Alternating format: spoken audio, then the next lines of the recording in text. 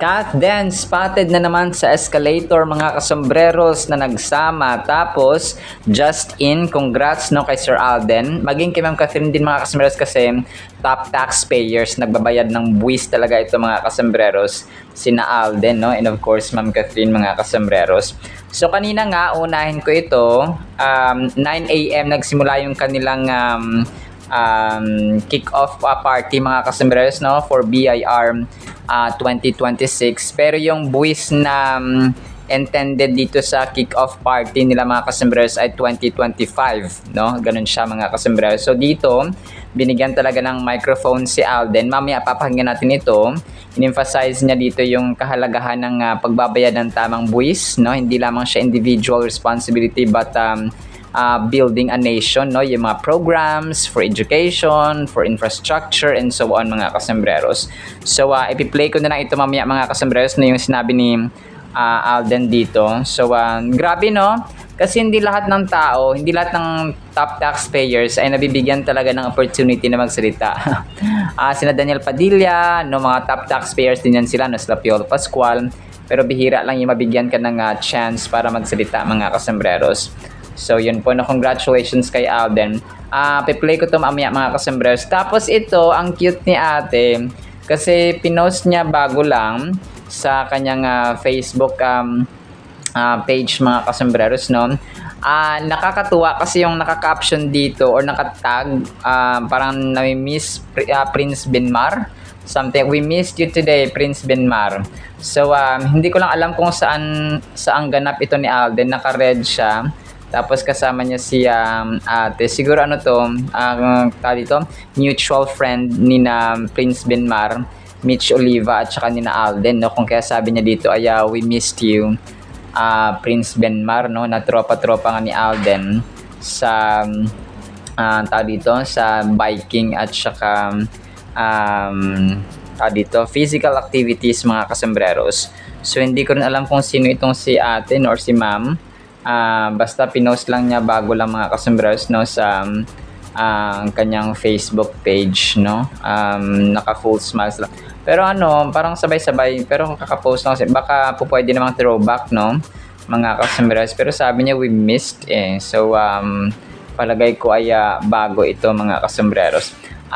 Tapos ito na yung video mismo mga kasombreros nung pinost ko kanina na parang nasa labas nga si Ma'am Catherine kasama sina Direct Chad Vidanes at saka yung ibang staff ng Someone Someday set nila. Nasa labas sila na parang kinakausap or may parang kinakausap si Catherine, tapos nakatalikod sina Sir Chad Vidanes. So ito na pala yung mismong uploader ng video. Parang ang cute ng caption niya, sabi niya yung nagja-jogging ka lang tapos naging feeling mo ay si Daniel Padilla ka na, no, ganoon mga kasombreros. Kasi nga na-spotted niya si Ma'am Catherine mga kasombreros, no. Ano pala to, yung kanyang suot pala dito ay dark brown, tapos nga no, medyo mailap sa camera si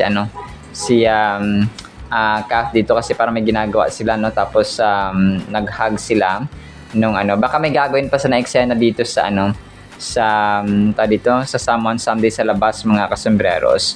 So kanina na-flash ko yung picture nito kung kayo po ay nakasubaybay. Nasa loob ng kotse lumabas yung ibang mga staff, no, ng production team ng Someone Someday mga kasombreros. So may taping yata sila. So nagsisimula ng pinagtitinginan si Catherine ng mga tao ng mga dumadaan na mga tao, no, yung mga nakabike and so on mga kasombreros. So naispatan agad na siya ito, no, mga kasombreros, no, si Phenomenal Box Office Cinema Queen. So grabe, no, nakita ko grabing ganap ni Alden talaga, no, hindi ako mag-get over.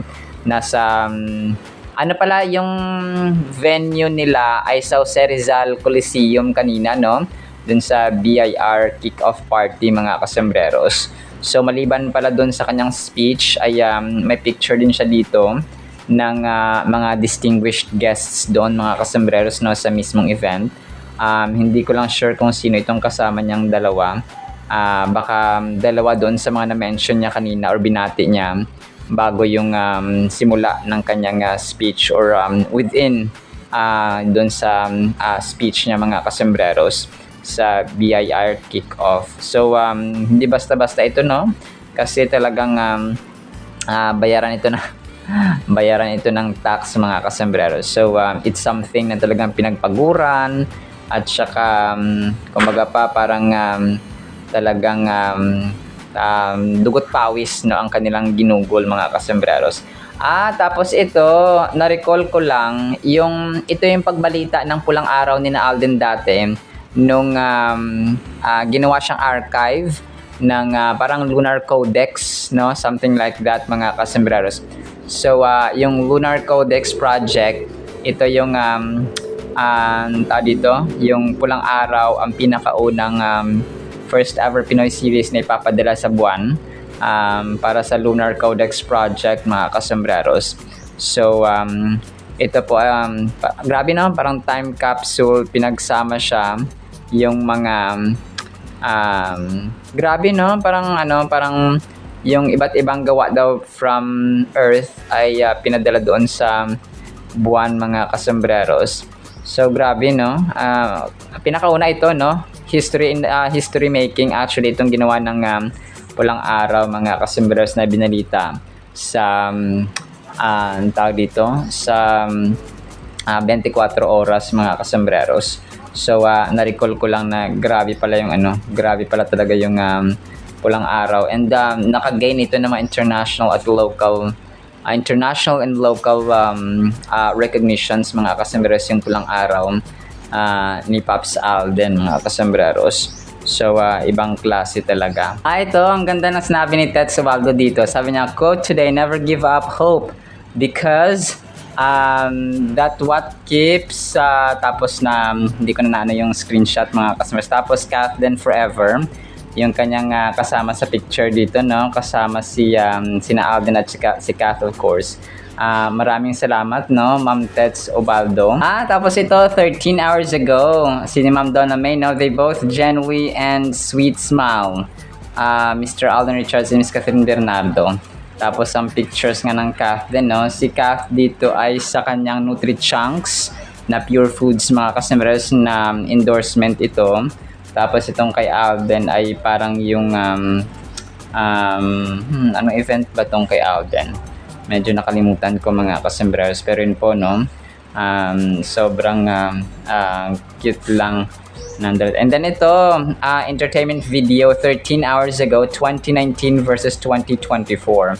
So hello love, goodbye, and hello love again mga kasembreros, no. Yung kanilang kaway-kaway, yung signature wave nila mga kasembreros ay pinost dito ni entertainment video. Tapos 12 hours ago, they both wear black, Miss Catherine and Alden Richards, no? Tapos naka-circle dito ang kamay na parang nakahawak sa gilid mga kasembreros. Hindi ko lang sure kung ano yung gusto niyang emphasize. Tapos si Miss Arlene, no, ay feature niya rin si Alden of course dun sa Most Outstanding Taxpayer BIR or Bureau of Internal Revenue kick-off party mga kasembreros. Tapos ang cute nitong isa, parang kakulitan mga kasembreros. Mamaya i-play ko ito. Parang yung ano dito ay yung time na nagpa-picture si Alden sa or nagpa-picture ang isang fan kay Alden sa post celebration ng kanyang birthday party sa Taytay Rizal mga kasembreros. Tapos yung birthday surprise ni or ng fans mga kaso na A-team kaya Sir Alden. Tapos yung isa dito ay ang cute, parang baliktad yung kanyang mga kasos ng kanyang camera. Siguro kinakabahan dahil andyan si Phenomenal Box Office Cinema King. Kinabahan lang siya ng konti mga kasembreros.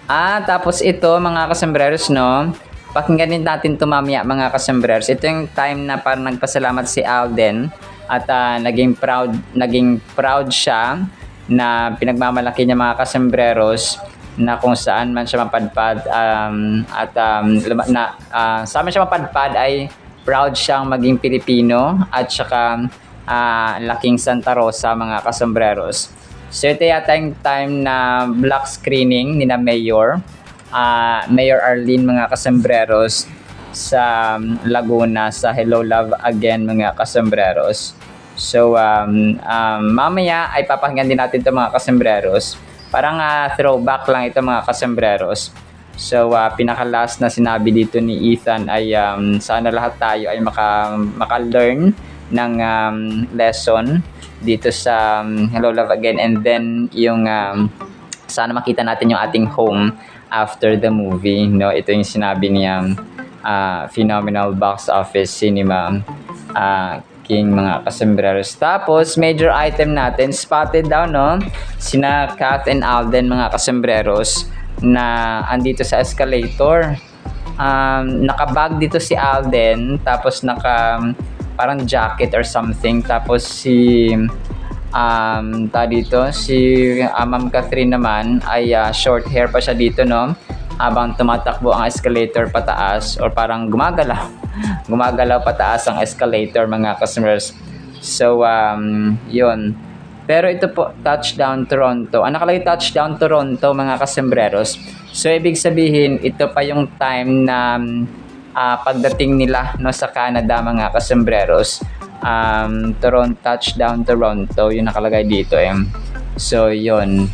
Ito po ay during pa ng promo, no, ng Hello Love Again, mga kasombreros. Short hair pa si Joy dito, or si Marie, tapos si Ethan, nakatalikod sila, mga kasombreros.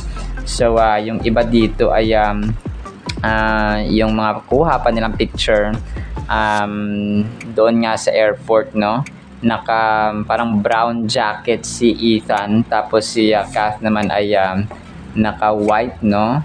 May mga bagahe sila, of course, may mga bags, tapos drink more water, yung nakalagay sa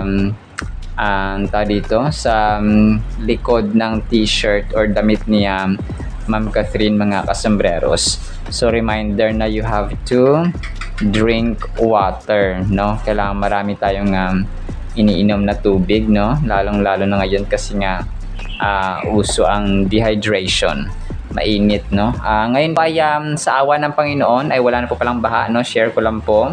At saka umiinit na po ng 2 araw.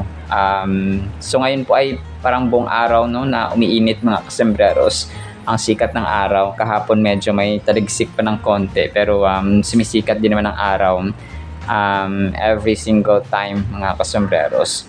So yun po, talagang nagpapasalamat kami sa Panginoon at okay na po ang weather condition dito sa aming lugar, mga customers. Tapos last item natin, no, si Ma'am Julia Montes at saka si Ma'am Catherine Bernardo pinost dito ng creative showbiz issue mula sa Gawin Bulilit at Mara Clara hanggang sa mga recent na reunions nila.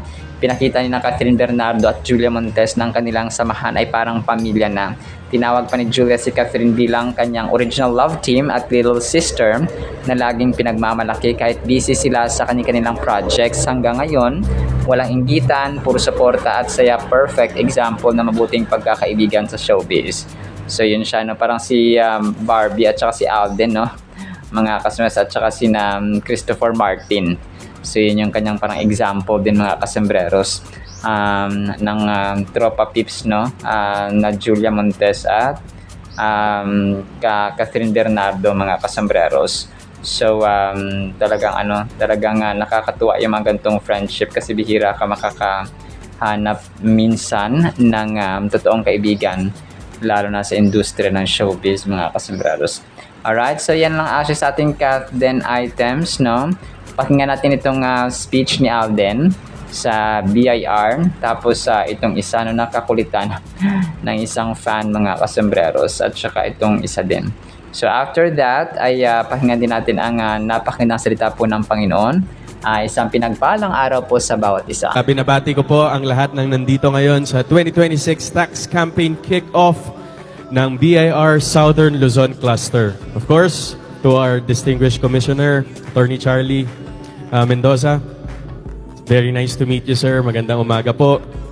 And of course, to our dedicated Revenue District Officers, all officers and employees of the BIR Southern Luzon Cluster, to our honored guests, and my fellow taxpayers, magandang umaga po.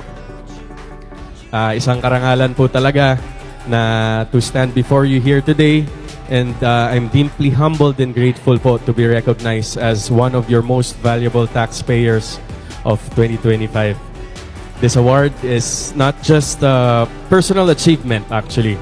It's a reminder po of our shared responsibility bilang mamamayan ng ating bansa.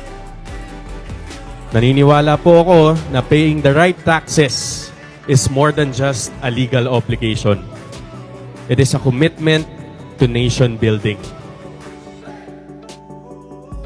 Every tax contribution helps fund essential services po ng ating gobyerno.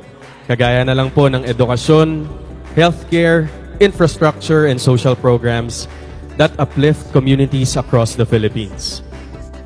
When we pay our taxes honestly and on time, we actively take part in shaping a better future for every Filipino. I would like to commend the hardworking men and women po of the BIR Southern Luzon Cluster. Siyempre, shoutout ko po muna yung RDO ko po, ang RDO 57 po, of course, with our RD, Stimson Kureg. Ayan, sila Miss Sarah, sila Miss Pia, and si Sir Romel. Shoutout po sa inyo. And siyempre, at sa lahat po ng nandito ngayon for your dedication and integrity in carrying out your mandate. Your efforts ensure that public funds are properly collected to support our country's growth and development. Maaaring pong yung trabaho po ninyo ay masasabi nating behind the scenes. Pero yung impact po nito ay ramdam na ramdam ng milyon-milyon po nating mga kababayan. Kaya maraming salamat po sa inyong hard work. As a public figure, I understand that influence comes with responsibility. I hope that through this recognition, more individuals, especially those in the private sector and in the entertainment industry, will be encouraged to fulfill their tax obligations faithfully and transparently. Being a responsible taxpayer is something we should all take pride in. Dapat po natin ipagmalaki ang ating pagiging taxpayer. Let this kick-off event serve as a renewed call for unity, accountability, and cooperation. Together, let us strengthen our culture of compliance and integrity. Together, let us build a nation where every contribution counts and every citizen plays a huge part in nation building. Sa lahat po na nandito ngayon, sa lahat po ng nakakanood sa atin online, paalala ko lamang po, magbayad tayo po ng tamang buwis at higit sa lahat, magbayad po tayo sa tamang oras. Maraming salamat po. Maraming salamat for the recognition. Ako po si Alden Richards. Namatay na naman. Lagi ko pong pinagmamalaki kahit saan man po ako mapadpad sa buong mundo na laking Pilipinas po ako at laking Santa Rosa po ako. I'm just so honored na bibigyan ko po na kahit pa paano konting recognition ng bayan natin with the things that I love to do. So maraming salamat po for the never-ending support. I'm just so happy to be here tonight kahit kakauwi ko lang po from the US this morning. Siyempre, ginawan ko po ng time to, of course, para makasama si Mayor and si Vice and of course, Larsilas. At kayo pong lahat na nandito ngayong gabi. So maraming salamat po. Sino mga first time? First time! Ba, marami. Silang pala, first time. Kakabalik din pala. So, sa lahat po ng hindi pa nakakanood, siguro, may mga nakikita na kayong spoilers. Pero let's not encourage piracy kasi masama po yan sa mga pelikula. But thank you po for being here again. Let's all enjoy the film and sana pagkatapos po ng pelikula may mapulot po tayo sa kwento ni Joy and Ethan para madala po natin pag-uwi. And let us all find our home after tonight. Maraming salamat po. Thank you so much. Once again, ladies and gentlemen, our very own palakpakan natin, Mr. Alden Richards, together with Vice Mayor Arnold P. Arcillas, and our very own, our very supportive Mayor. Thank you.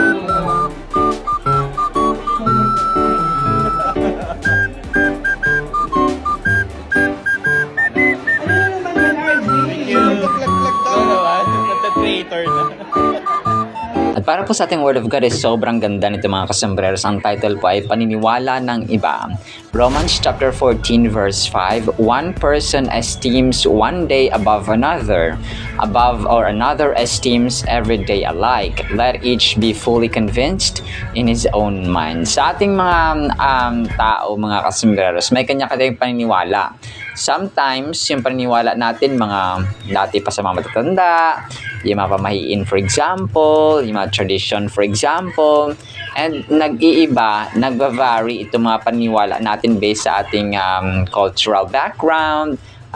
Kunwari, tayo ay Ilocano, tayo ay Ilonggo, tayo ay Muslim, tayo ay Bisaya, tayo ay minsan, geographical background. Kunwari, nanggaling sa Norte, kung ikaw naman nanggaling sa South, o ikaw naman nanggaling sa Davao, ikaw nanggaling sa Cebu, ikaw nanggaling sa Pampanga. So, yung paniniwala ng bawat tao ay nag-iiba. Okay? May it be sa uri ng pamumuhay, sa actions for example. Dati yung mga talagang ginagawa ng mga tao when it comes to panliligaw nung sa unang panahon talagang may nagsisibak pa ng kahoy talagang iba parang nag-evolve yung uri ng ligawan especially sa sa boyfriend girlfriend mga kasembreros. So paniniwala ng iba dito sa verse na sinasabi niya Apostol Pablo mga kasembreros, ito po ay about personal convictions at saka respect sa paniniwala ng iba. Okay, Paul in his letter to the Romans addresses the difference in opinions that can arise within the Christian community. So yun nga, di ba? Yung ating opinion nag-iba-iba, may mga opinion naman kasi na based din mismo sa katotohanan or sa reality ng buhay.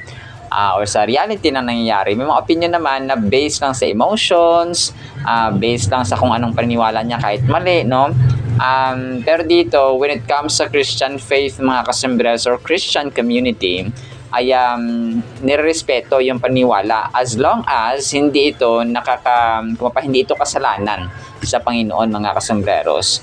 So may mga paniniwala naman kasi talaga na na masama at hindi na pleasing sa harapan ng Panginoon. So doon na papasok talaga yung truth or katotohanan mula sa Biblia.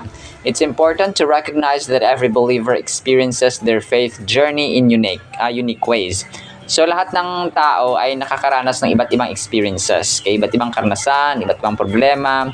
Kasi nga iba-iba yung ating pamilya, magkaiba yung ating bahay, magkaiba yung ating nanay, tatay, asawa, kapatid, and so on.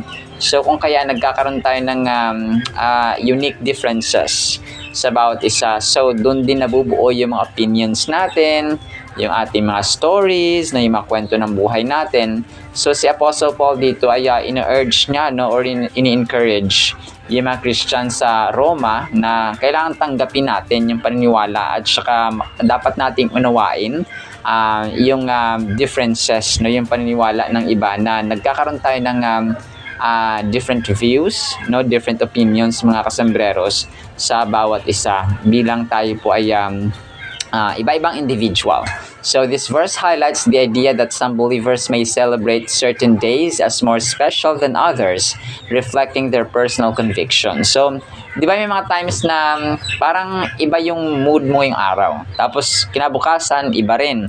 Tapos yung experience mo yung araw, pwedeng pareho sa bukas, tapos pwede rin siyang magkaiba. So, ganoon siya, mga kasembreros. Sabi niya dito, Paul encourages everyone to be fully convinced in their own minds about their beliefs. This does not mean that one belief system is better than other. Rather, it emphasizes the importance of having a clear understanding of what we believe. So, hindi naman sasabi dito ni Apostol Pablo daw na yung karanasan ng isa ay mas mataas or angat dun sa isa, or yung paniniwala ng isa ay angat doon sa isa, mga kasembreros. So, yung gusto niya sabihin dito ay lahat tayo ay may malinaw dapat na pangunawa sa ating mga paniniwala, mga kasembreros. So, kasi kung naniniwala ka naman tapos hindi mo alam kung anong rason kung bakit ka naniniwala sa ganyan, ay yun po yung medyo vague or hindi malinaw. In our lives as Christians, we can face similar situations. So yung mga times din na pare-pareho tayo ng pinagdadaanan. Especially sa mga usapang spiritual, no, o sa ating Christian faith, mga kasembreros, yung mga temptations, no, yun yung isa sa mga natin, no, mga pinagdadaanan, lusts, no, yung immorality, for example, yung impatience, for example, no. Minsan nahihirapan tayong magpatawad, minsan nahihirapan tayo sa ating pasensya, nahihirapan tayong mahalin yung ating mga kaaway, no, and so on, mga kasembreros. So, pero yun, yung pagharap natin ay dapat pare-pareho as Christians. Kapag sinabi ni Lord na magpatawad, ay magpatawad because yun po yung kanyang commandment. Some of us may find specific days more meaningful, perhaps remembering a specific miracle or event that happened on that day. Others might view every day as equally valuable without special significance. So yung iba daw minsan ay maaring special yung araw niyan kasi nare-recall niya yung miraculous act or miraculous work ng Panginoon sa kanyang buhay. Yung iba naman ay pwedeng normal lang, no? Mga customers without special significance. This verse invites us to honor both perspectives. It reminds us that people have their reasons for what they believe and we must respect that. So nga, no? Kaya igalang mga customers kasi nga kapag tayo po ay ginagalang natin yung paniniwala ng iba, ay gagalang din po nila yung ating paniniwala. So vice versa, mga kasembreros. Kung parang what you plant is what you sow, no? Kung ano yung what you sow, what you reap, mga kasembreros. Kung ano yung itinanim mo, kapag nirespeto mo yung iba, irespeto ka rin nila. Okay? Kung hindi mo sa nirespeto, so hindi ka nila igagalang because respect is earned, mga kasembreros. Kailangan matuto tayong umunawa. Kung yung understanding ba, bilang Kristiyano, bilang anak ng Diyos, dapat talaga ay malawak yung ating pangunawa. Alam niyo po yung understanding sa loob ng tahanan, which is very applicable. Kapag yung isang bagay, kunwari may nawalang bagay, di ba? Tapos hindi naman siya kapabayaan. Nawala yung isang bagay or yung kapatid mo ay nasira yung ganito, tapos hindi naman niya sinasadya, tapos humingi naman siya ng pasensya, tapos hindi mo naunawaan, ay gulo po yun, mga kasembreros. Kunwari, may nasirang ganito yung kapatid mo or yung nanay mo, for example, nawala yung ganito, yung natatay mo ganito. Tapos ikaw yung anak or ikaw na magulang or ikaw na na-offendan or ikaw yung biktima, mga kasembreros, nung nawalan or na naman dyan. Tapos hindi mo unawaan na okay lang yan kasi ganun talaga, no? Hindi naman sinasadya, no? Hindi naman kung parang yung nangyari hindi naman ikinakasiya ng iyong kapatid o ng iyong magulang or so on, mga kasembreros. So dapat magkaroon tayo ng malawak na pangunawa talaga, mga kasembreros. To fully grasp the meaning of Romans 14 verse 5, we need to look at the context in which Paul wrote this letter. Paul addresses various issues concerning food, religious observances, and personal convictions of believers.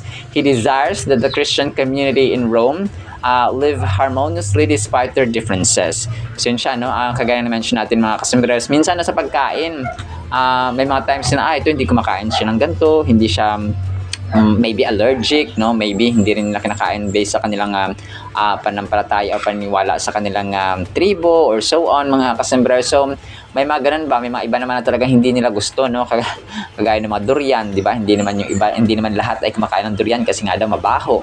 So yung iba naman ay gabi, no? Yung iba naman ay basta iba naman marang. So you cannot please everyone when it comes to food. Tapos sabi niya dito ay issues concerning religious observances, no?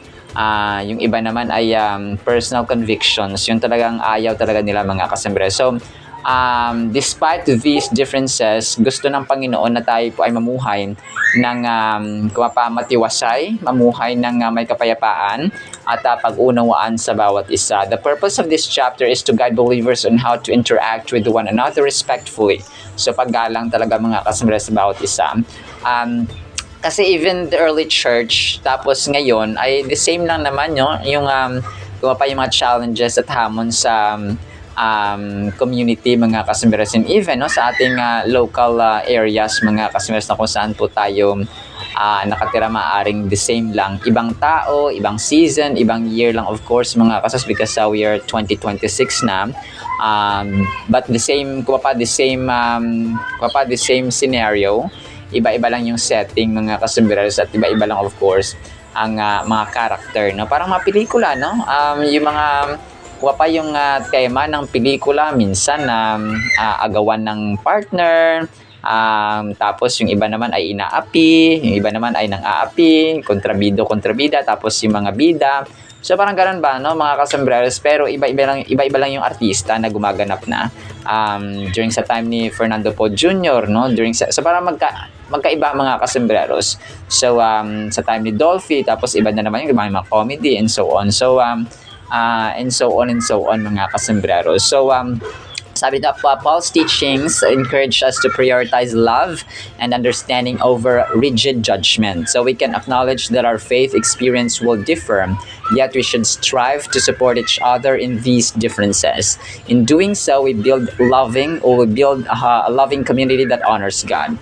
This perspective is essential as we consider our interactions with fellow believers and how we can foster unity. So talagang, kasi mabubuo talaga yung unity mga kasmas every time na may understanding tayo sa bawat isa. So which is yun po yung gusto ng Panginoon sa atin. We may have different paniniwala or beliefs mga kasambreros, but in the end we have one Christ, one God, one body, one church mga kasmas, one spirit that bond into a united community or family of believers. Alright, see you now sa Word of God, ha? Nawapay pagpalain po tayo ng pag-ibig, pananampalataya, pag-asa at pagkakaisa at malawak na pangunawa sa paniniwala ng iba. In the mighty, holy, sweet, magnificent name of the Lord Jesus Christ we pray, with the communion of the Holy Spirit of the living God. And everyone said Amen and Amen. See you sa next segment mga kasamaras, and paalam po. I love you.